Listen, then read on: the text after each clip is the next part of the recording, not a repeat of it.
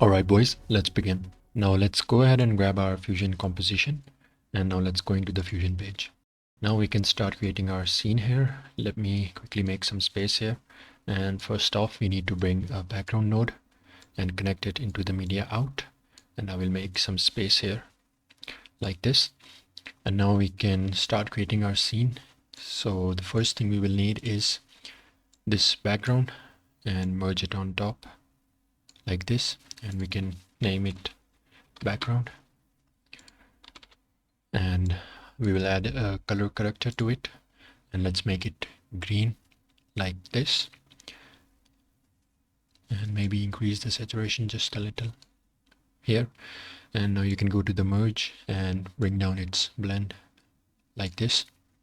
And now moving on, we need this money overlay green screen, so we will merge it here like this, and let's rename it quickly to money. Now press Ctrl space and grab an Ultra key here, then grab this dropper to remove the green screen, so you will have this money coming up. Alright, and we can add a glow to it. So let's add the glow and reduce the glow and increase the glow size, and I will also expand this menu and increase the green scale. Alright, and now we can bring in our cog wheels. So here is the cog wheel, and let's bring it here and let's rename it to cog, and let's merge it here now like this. And since it's black, we need to change its color using a color corrector node, and I will make it green like this and increase the saturation and also increase the gain, maybe to 5 would be fine. And now we can bring its size down. Also, I will use a DVE node on this to bend it into the perspective. So for that, let's first scale it down a little more like this. And now you can go to the DVE node and can tweak these settings randomly like this. And now let's place it on the corner here, and you can scale it down a little more and place it in the corner somewhere here. And we can just go to the DVE node now. Let's animate the rotation of it. So what you're gonna do is go to the very first frame and keyframe the Z position, and now go to the last frame. By pressing shift and right arrow, you will go to the last frame, and you can just increase the Z a little bit. So you see it animates throughout, so it rotates throughout. Since it's rotating a little too much, I will just bring down the angle to maybe somewhere around 200, and you can go to the spline tab and tick this Z rotation box and zoom to fit, then press Ctrl A and S to smooth the movement out, so you have this rotation. Alright, now what I'm gonna do is I will just copy this and paste it here like this. And now you can go to this second merge and bring this one maybe here, and go to the DVE and set the values to some random number so it's a little different. Do not change the Z value though. Alright, like this. Now you can paste the node tree once again, and using this merge we can place this one maybe here and go to the DVE. Now once again change the values a little bit, maybe increasing the X like so. Bring it down, and we can also scale it down. Bring it here, bring it a little up, and I think one more time, and it goes here like so. And now we can bring this one on the top corner, and let's tweak the values first. So let's increase the X maybe like this, and maybe it goes here. And now what we can do is we can add a Gaussian blur here, and let's make some space so we can blur the background, because the focus should be our text that we're gonna place in the middle. So we will have the background something like this. Alright, now grab your text node and merge it in front of the Gaussian blur, and now we can type in $4 3 4, and the font we're gonna use would be Go Bold High Bold. right? And the type would be italic. And now let's scale it up. And now let's go into the shading tab. And what you're gonna wanna do is choose the appearance of this outline stroke. All right, so it's gonna look something like this. And we can change the color to green. So right here, all right. And you can go to the shading and bring down the thickness a little bit like so. All right, and now we can animate the text so it has that flicker animation throughout. So right click here and select follower. Now go to the modifiers tab, and now let's go to the very first frame number 0, and now go to the shading tab and bring opacity down to 0 and keyframe it. Now skip 5 frames, maybe 1 2 3 4 5, and bring it to 1 all the way. Now once again skip 5 frames and bring it down back to 0, and 1 2 3 4 5, again back to 1, and then 1 2 3 4 5, again back to 0, and 1 2 3 4 5, back to 1. Now what we can do is we can go to the timing section and increase the delay to 2 and change the order to random but 1 by 1. So you will have something like this, but you can see it ends in the midway. So to loop it, you can just go to the spline tab and let's click zoom to fit, and let's just smooth them out first. So press Ctrl A, then press S, and now you can right click here and go to set loop option and select ping pong. Now it will animate throughout.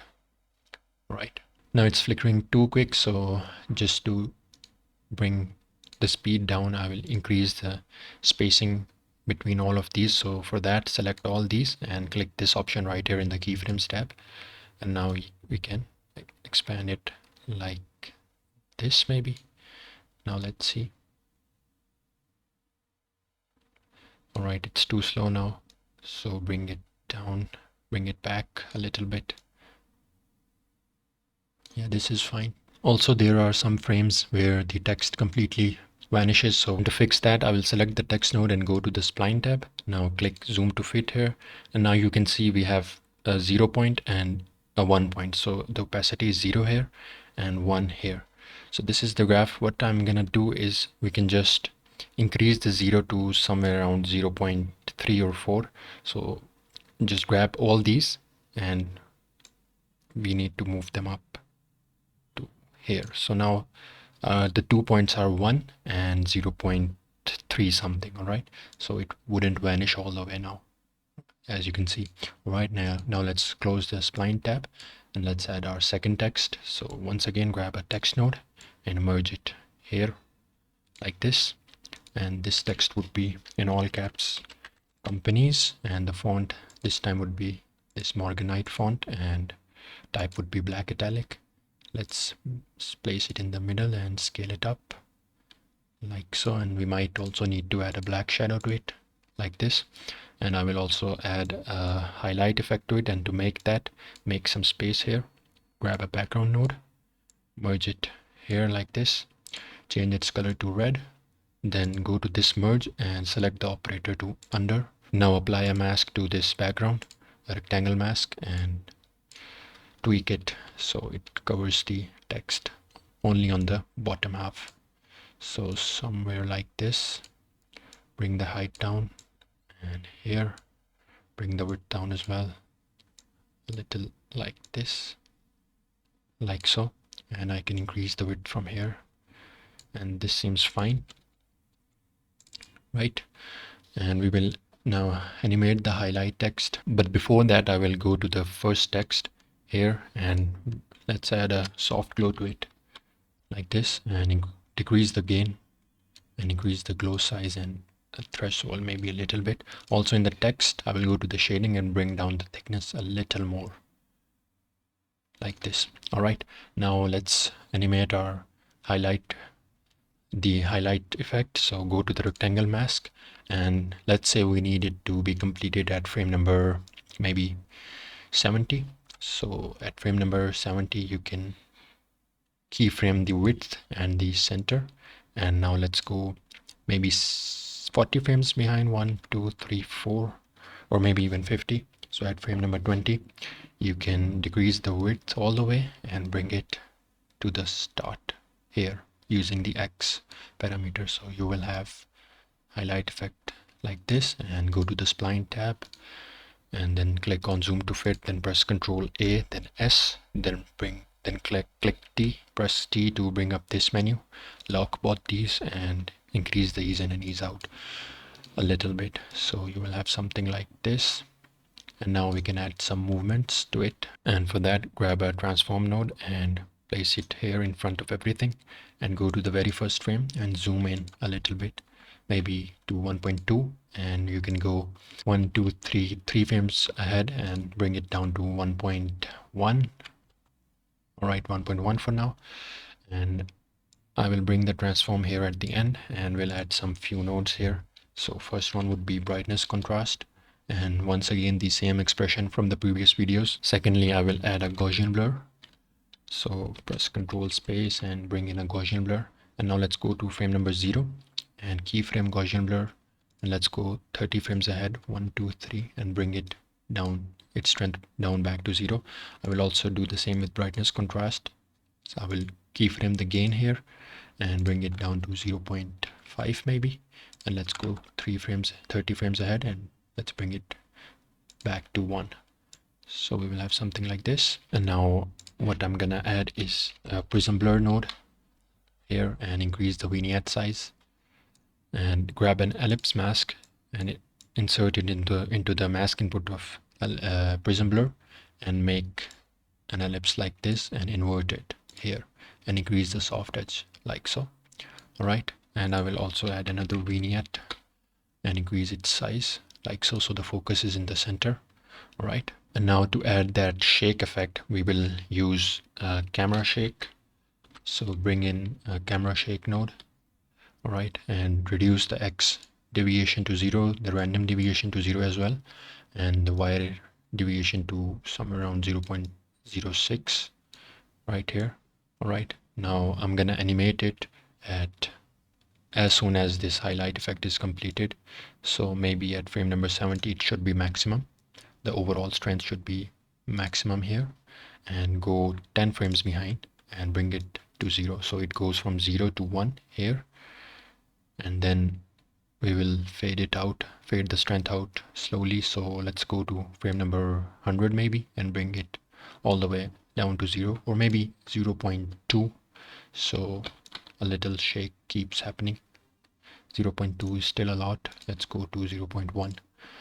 all right, so what we have done here is the camera shake goes from 0, which means from nothing to maximum, and then comes down to almost 0, just a little subtle shake. All right, and now this is important. Select camera shake and go to the spline tab. We need to make a custom graph, but before, press Ctrl A and S, so you will have something like this. Now select the first point and bring it here, and select the second point and stretch it back like so. So now you will have something like this. All right, it shakes, and when it shakes, you can add, we can change the color of the scene. But before, I will go to the settings tab in camera shake and enable motion blur and increase the quality and shutter angle all the way.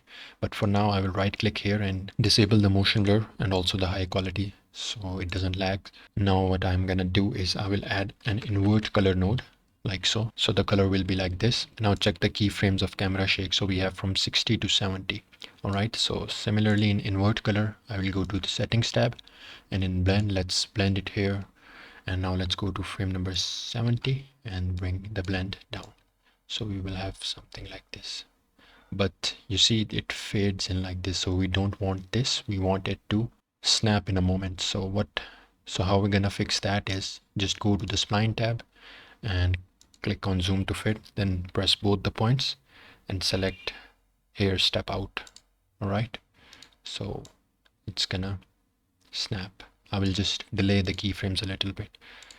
Select both the keyframes and move them ahead here, maybe a little bit back here. No, this is fine. Also, let's check our transform tab. Now here we have a keyframe at frame number 30, so we will pause the scene for, let's say 30 frames. So skip 30 frames from frame number 30 and keyframe the size. And now let's go 1 2 3 frames ahead at frame number 90 and once again zoom the transform in.